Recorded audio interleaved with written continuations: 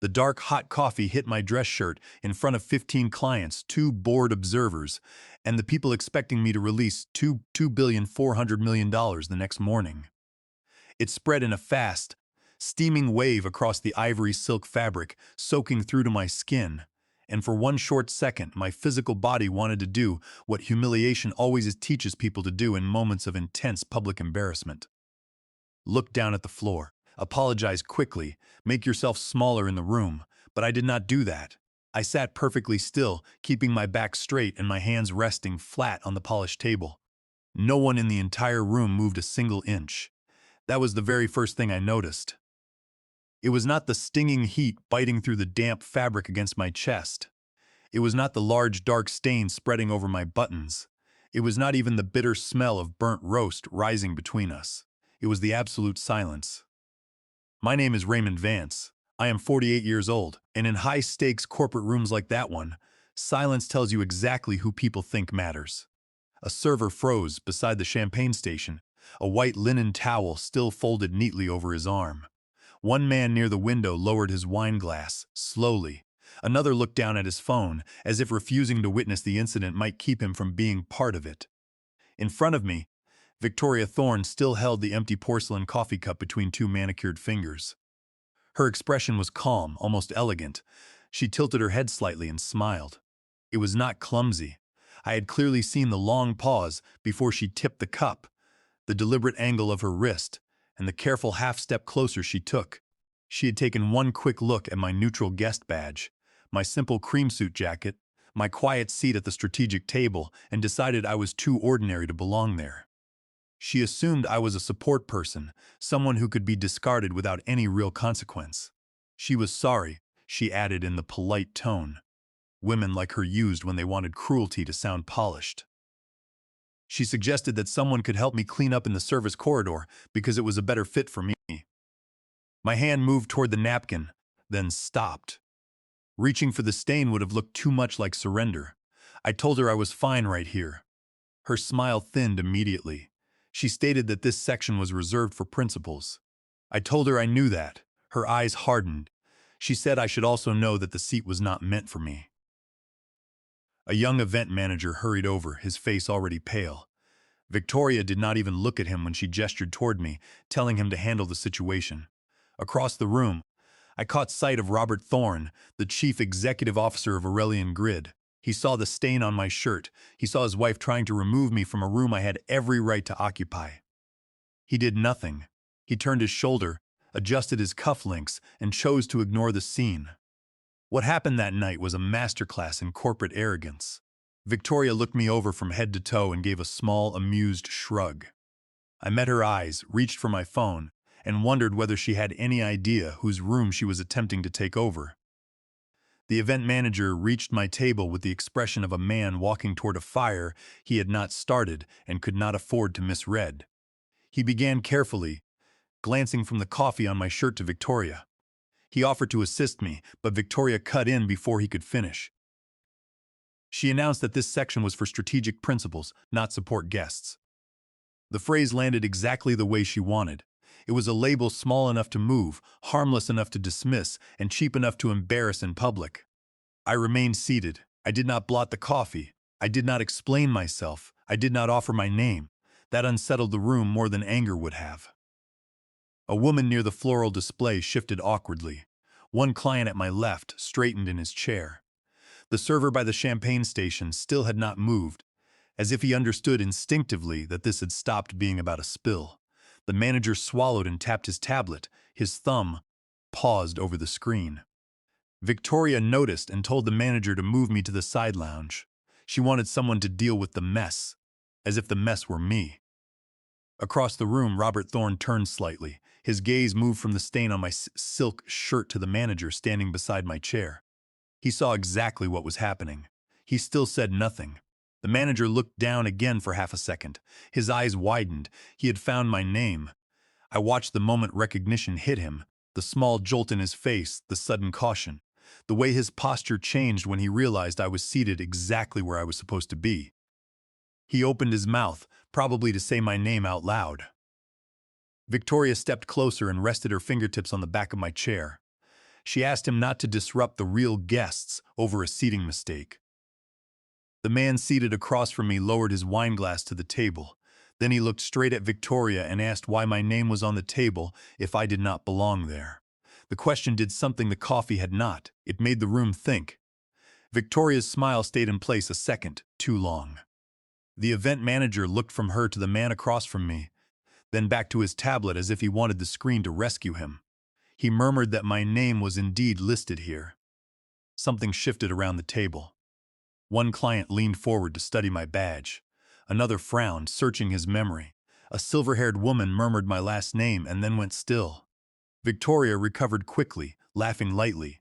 She claimed that people are often added for support, overflow, or coordination. I let her keep talking. The less I said, the more everyone noticed how hard she was working to explain me away. A man on my right snapped his fingers. He remembered seeing my name in the documents for the closing tomorrow. The silver-haired woman turned toward him, confirming she had seen it too. Victoria's jaw tightened. Robert finally crossed the room, adjusting his cuff as though he were arriving at a minor inconvenience instead of the scene his wife had created. He asked if there was a problem, though his eyes flicked once to the stain on my shirt before moving away. Victoria answered before anyone else could, claiming it was nothing worth disrupting the evening. Robert gave me the kind of polished corporate smiles meant to smooth over damage without admitting any had been done. He said he was sure we could resolve this quietly. Quietly and not fairly, not honestly, just quietly. The event manager still held the tablet in both hands now, as if it had become evidence of a significant error. Victoria glanced at him with a warning hidden inside her smile, repeating that they could not let minor mistakes distract from their principal guests. At that exact moment, my phone vibrated against the tablecloth. I turned it over, seeing the name of Benjamin Harris on the screen. I stood up before anyone could suggest moving me. I excused myself, already answering the call. Behind me, Victoria gave a soft, indulgent laugh. I stepped away from the table, but not far. I remained just close enough to leave their immediate circle without leaving the ballroom. The reception still hummed around me with the sounds of clinking glasses, low voices, and expensive lighting, but I could feel multiple eyes following the dark stain across my shirt. Benjamin picked up on the second ring. I told him we had a public conduct event in a closing environment. I explained that there were 15 client witnesses, an attempted removal from a strategic room, and that the chief executive officer observed the incident and did not intervene. I added that a record softening was already underway. Benjamin did not waste a single word. He asked if there was documentation. I confirmed there were external witnesses, senior exposure, and clear evidence. There was a pause, the sound of paper shifting on his end, and then he understood. In the glass wall beside me, I watched the reflection of the room. Robert Thorne had stayed near the table. Victoria was moving again, smiling for clients, trying to repair the tone before the damage could become visible. I instructed Benjamin to place an immediate legal hold on all records connected to tonight. I specified room logs, staff reports, camera footage, internal messages, and incident notes. Benjamin replied that it was done. He advised me not to leave the premises until we assessed the leadership response. I told him I was not planning to leave. He asked if I wanted the covenant reviewed tonight. I told him not yet. That was the line that mattered. If I moved too early, this would become a personal reaction. If I waited, I would find out whether this was just one arrogant woman with a coffee cup or a company willing to protect her in real time. I wanted to see what leadership did first. I asked him to call me the moment they made a move. I ended the call. Victoria passed close enough to hear the name of my associate. She repeated the name lightly, but some of the color had gone out of her face. She asked how serious it was. I looked at her without smiling and said that depended. For the first time that evening, she had no quick answer. Then she walked on. I slipped my phone back into my hand and turned toward the reception. I was not going back in to defend my dignity. I was going back in to see how hard they would work to bury the truth. By the time the reception ended, no one was calling it a simple coffee spill anymore. That was how I knew it had become dangerous for them. It was not because the room had forgotten, but because the room had started rewriting the facts. I stayed long enough to watch Robert shift from a polished host to a controlled damage manager. His smile never fully vanished, but it changed shape. It tightened and became purely functional. Near the far wall, he pulled two communications people aside and lowered his voice, telling them to use the phrase social misunderstanding. One of them nodded too quickly and typed the words into her phone. Across the room, Victoria had cornered the event manager and a hospitality supervisor. She dabbed at her own wrist with a linen napkin, as if she were the one who had been inconvenienced. She insisted there was no intent, saying the note should reflect a spill during guest movement and nothing else. I almost admired the speed of it. It was not the cruelty I admired, but the sheer discipline. A camera technician was called over next. Robert never used the word delete. Men like him rarely use the words that can bury them later. He only asked which angles were purely internal and whether any clips had been synced outside the event archive. That told me everything I needed to know. At 17 minutes past 10, Benjamin called. He asked if there was movement. I confirmed they were relabeling the incident. Benjamin told me to stay quiet and let them finish building the record. So I did. I left the hotel just before 11 o'clock, changed my shirt, and opened my laptop in silence. At 12 minutes past 11, an internal memo began circulating inside the Aurelian Grid network. I never saw the document itself, but I learned what mattered. They were already trying to declare the night harmless enough for the money to move in the morning. At 31 minutes past 11, another message followed, presenting a timeline scrubbed clean of intent. Then, at 43 minutes past 11, a message appeared on my screen from Evelyn Prentice, the Chief Financial Officer of Aurelian Grid. It was just one line, warning me that they were trying to turn an expulsion into housekeeping. I closed my laptop and prepared for the morning. They had no idea that they were building their own trap. By 9 o'clock the next morning, the boardroom had been reset so completely it almost looked innocent. Binders were aligned at every seat. Water glasses were filled. The wall screen displayed the release structure for the $2,400,000,000 capital commitment in clean stages and blue highlighted milestones.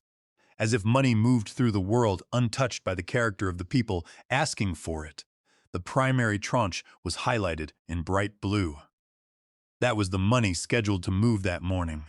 Robert Thorne entered 3 minutes later with the expression of a man who had rehearsed calm in a mirror.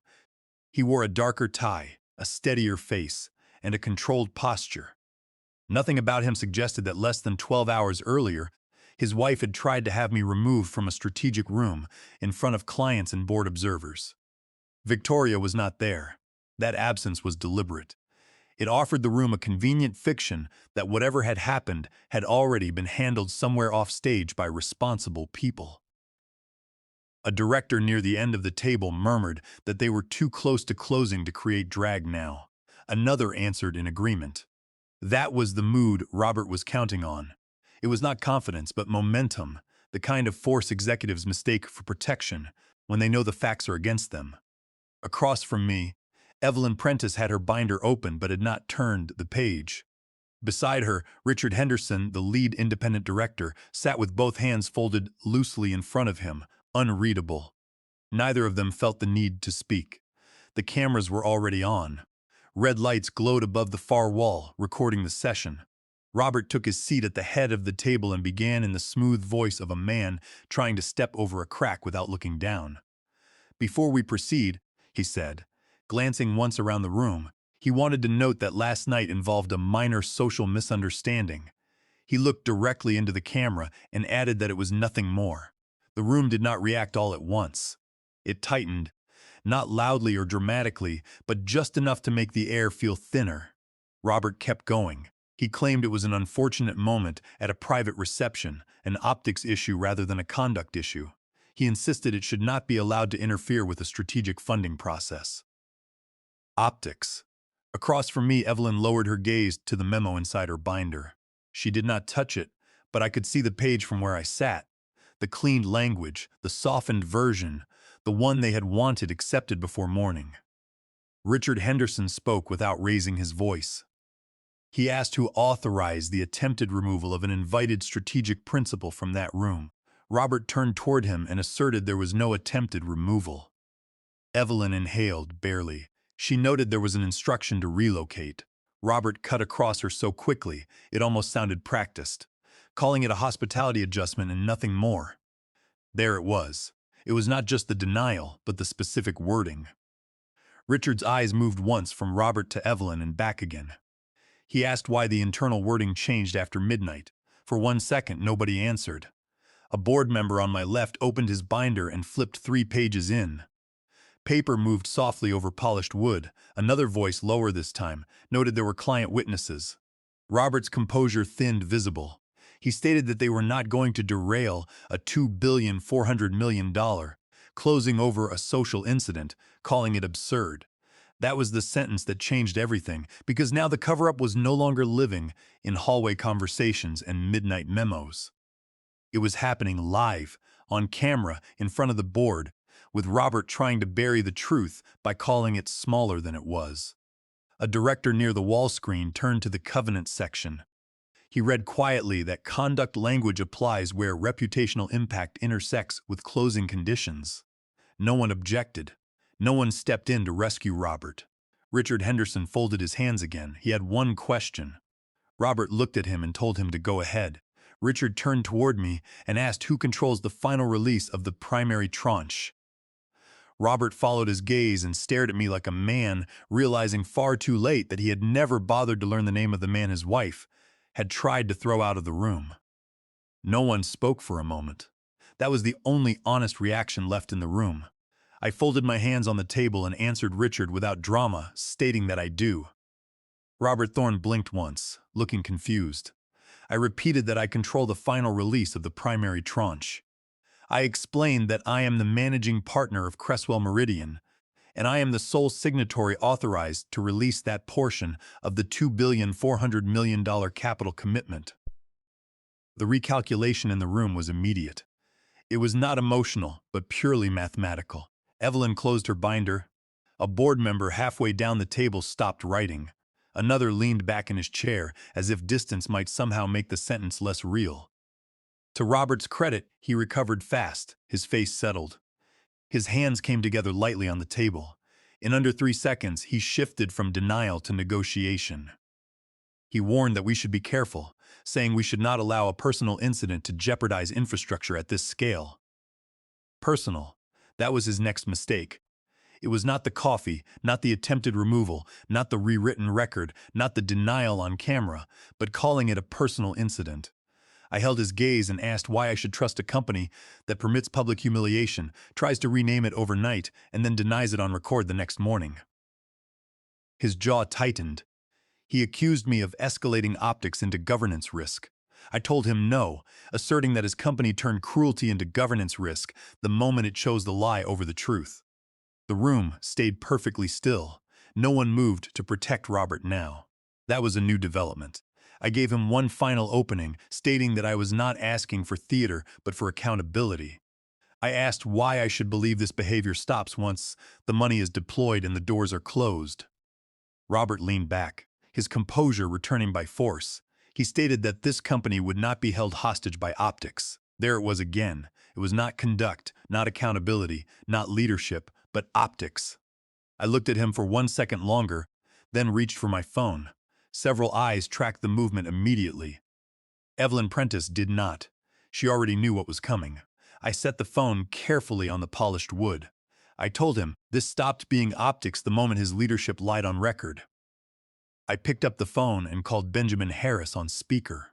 No one tried to stop me. That was significant too. Benjamin answered on the first ring.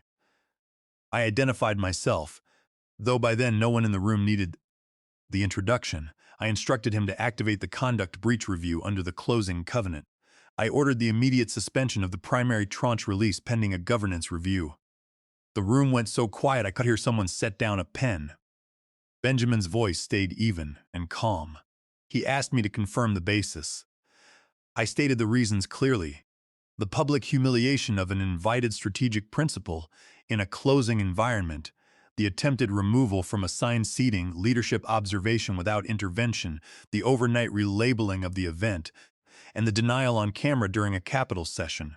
Benjamin confirmed the details and stated that the suspension would issue now. I ended the call. For 1 second, the room stayed suspended with it. Then Evelyn's secure inbox chimed. She looked down, did not touch the screen at first, and then she opened the message. Her face changed before she spoke. She announced quietly that the release chain was frozen. Robert leaned forward, asserting that frozen was not withdrawn. No one answered him. Another message came through less than a minute later. This one hit multiple inboxes at once.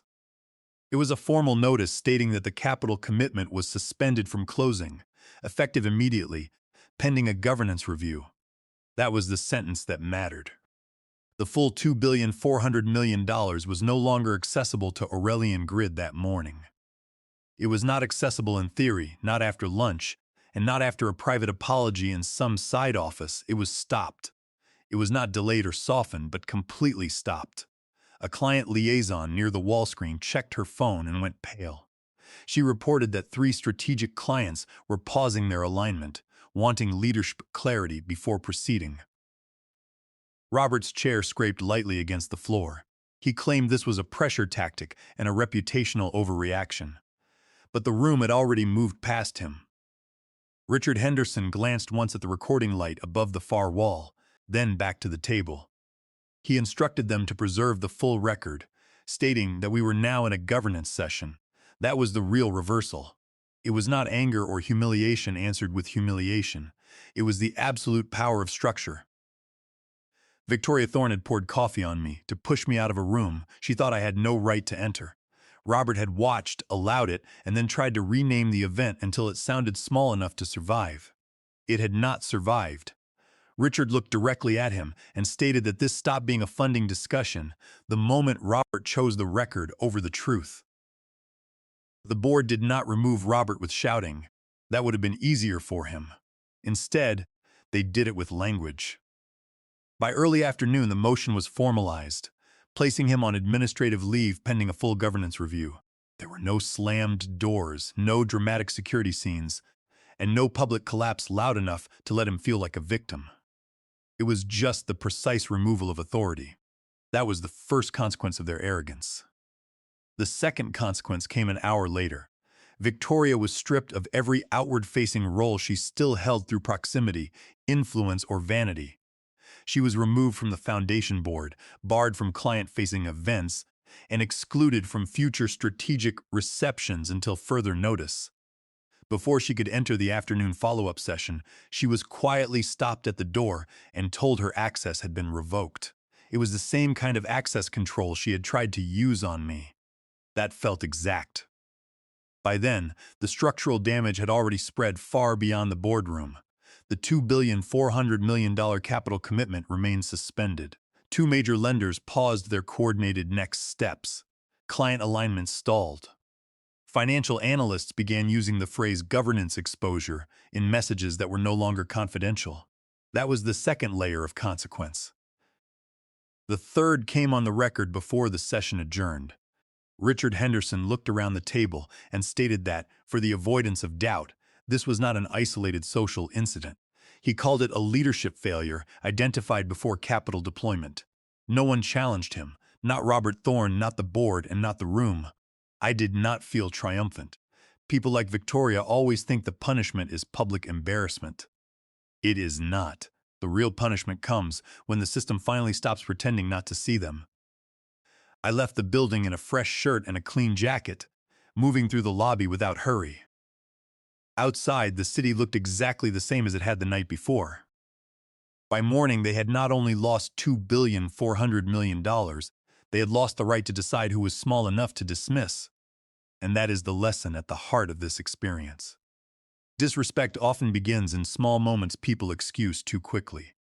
We judge by clothes, titles, and appearances, then act shocked when character becomes consequence. I returned to the offices of Cresswell Meridian later that afternoon. The atmosphere was quiet, focused, and professional. Benjamin Harris met me in the conference room with a stack of signed documents and a cup of fresh tea. He smiled and said the formal notices had been delivered to all parties. We sat down to review the next steps. Cresswell Meridian would now redirect the capital to other projects that valued integrity and transparent governance. There were plenty of firms that understood that leadership is not about personal privilege, but about trust. Over the next few weeks, the fallout for Aurelian Grid continued to escalate. The suspension of our funding triggered a credit review by their primary lenders. Without the primary tranche of the $2,400,000,000, their financial position became increasingly precarious. Their stock price continued to decline, and the board was forced to announce a restructuring plan. Robert Thorne's administrative leave was eventually made permanent. He was replaced by a new chief executive officer who immediately issued a formal written apology to our firm. Victoria Thorne attempted to challenge her removal from the foundation board, but the legal documentation we had secured on the night of the incident was absolute. The security footage showing her deliberate action and the subsequent logs of their cover-up attempts left her with no legal recourse. She remained excluded from the corporate circles she had once dominated. I spent the following weekend at my home, sitting on the porch with a book. My brother came over, and we talked about the resolution of the case. He noted that they had underestimated the wrong person. I agreed, but added that they had really underestimated the rules they had agreed to follow. In business, as in life, the structures we build to protect transactions are only as strong as the integrity of the people who sign them. When you violate that integrity, you compromise the entire structure.